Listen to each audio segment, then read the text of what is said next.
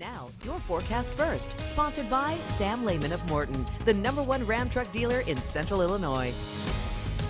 Good evening. I'm your local weather authority, Chief Meteorologist Chris Yates. Skies are mostly clear, but things will be looking a lot different tomorrow. It's now 53 degrees in the Twin Cities. Nice view on our sundown exterior sky cam. Radar satellite composite showing some high clouds beginning to stream in from the west, even a few returns on the radar. However, shower potential really holds off until tomorrow. Rain and wind becoming prevalent tomorrow afternoon, especially tomorrow evening as far as the wind is concerned. Temperatures all over the place. We'll have that full forecast coming up. WYZZ News at 9:30 starts now. Tonight at 9:30, a nationwide health issue requires students to be quarantined. The age suggestion that health experts are advising people to receive their measles vaccination. They do an excellent job maintaining their equipment and stuff. It's just accidents happen. Also, the incident at Agland FS plant requiring Hannah City residents to seek shelter.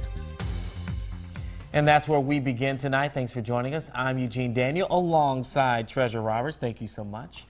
Well, one person is in the hospital right now after a chemical spill at Agland FS in Hannah City. Crews were called to the chemical leak just after 5 p.m. And when they got there, they were blocked off. The roads were blocked off and they began working to contain the spill. The general manager of Agland FS tells us a valve in a tank holding anhydrous ammonia broke loose. Fire Captain Odewalt says one person suffered chemical burns to his face and chest. He was taken to OSF St. Francis Medical Center. At this point, there is no word on his condition. Captain Odewalt says if the tank weren't just 20% full, the situation could have been worse. Yeah, the more that's in it, obviously we worry about the pressure behind it, and that's what actually causes it to spew out of the tank. That would obviously have changed our radius of getting residents out of their home, the evacuation. Odewalt adds Agland FS does a good job of maintaining their equipment, but accidents do happen. We'll continue to follow the story and keep you updated. Well, a McLean County woman is among thousands fighting to end child abuse. As we know, oftentimes behind a great cause, there are impactful stories. Rosario Dominguez introduces us to Amy Lichtenberg. The Family Visitation Center offered by the Children's Home and Aid in Bloomington provides a supervised space for children to meet with parents who have been given an order of protection. It's a place Amy Lichtenberg relied on until the center faced a struggle of its own. My sons, Duncan and Jack, were receiving services here under a court order, and when the program was going to be losing their funding, the judge in our case had decided that, unsupervised visits were going to start. And that's when things took a turn for the worst. On Duncan and Jack's 6th unsupervised visit with their father, he took them, did not return them, and then he had murdered them. That left Amy heartbroken, but instead of giving in to her sorrow, she began to fundraise for the visitation center, making sure children can maintain a relationship with parents in a safe space. It's such a great need in our community. We could, at one point in time when we were fully funded, we were able to serve 25 families per week. And right now, again, I said we have 7 slots available to serve our families, and we have an ongoing wait list. For the past 9 years, Amy and Children's Home and Aid staff have been putting together the Taking Steps to End Child Abuse Run Walk in memory of Duncan and Jack. But the focus is at least to keep these 7 families that they have. In Bloomington, Rosario Dominguez, WYZZ News.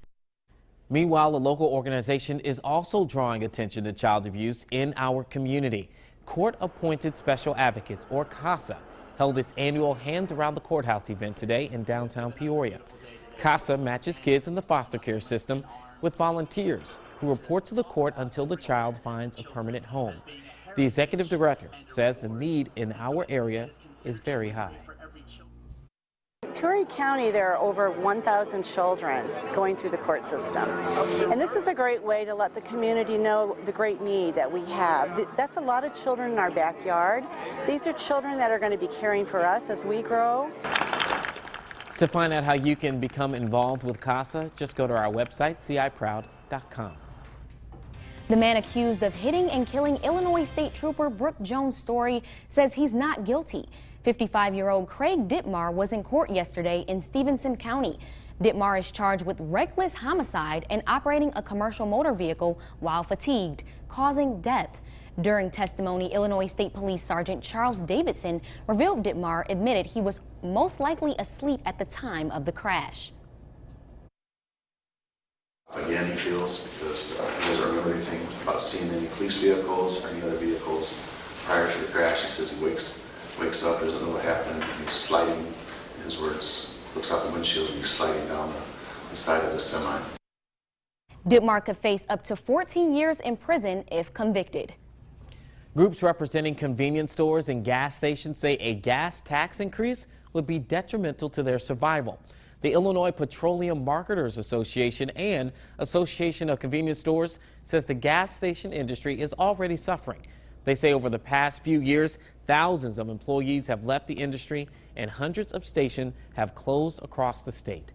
The group believes a higher gas tax would steer customers away from the pump, but they also believe the tax will have a trickle-down effect. Every time we've had a gas tax before, we always lose about 6% of our volume. And volume means people don't come to your stores, and that means people don't come in your stores. They don't even stop. So that means they're definitely not going to buy anything. And that hurts not only us, but also hurts the state because we don't collect sales tax on stuff we don't sell.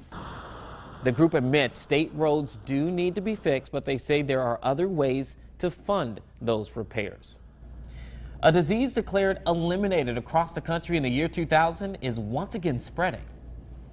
As John Lawrence reports, hundreds of measles cases are confirmed in nearly 24 states.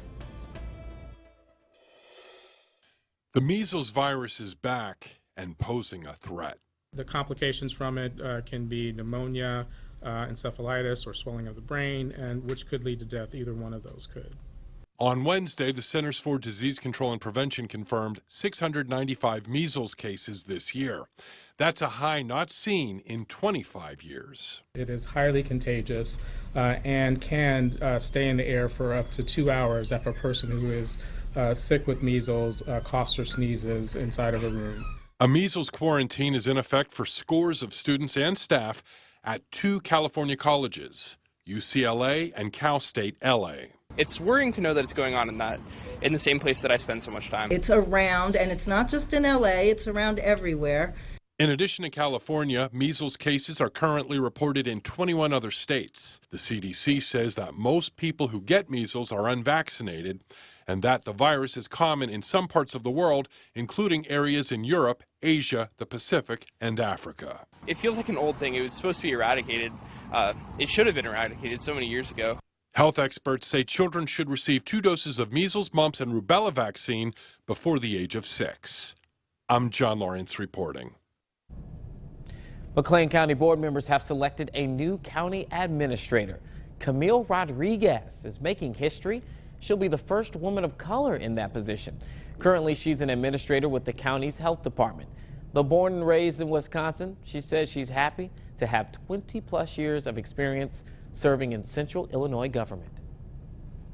I'm honored to be in this place and space where I can serve even more McLean County residents and just live what I have done throughout my 20+ year career in working in government, and that is to serve.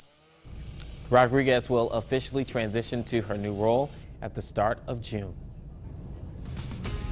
Well, hope you got out today, enjoyed the sun, maybe got out and enjoyed temperatures in the 60s because things, well, they're changing tomorrow. 64 for a high today, low temperature 47. Rain, wind, and for some, snow. All on the way this weekend for the state of Illinois. We'll have that forecast coming up.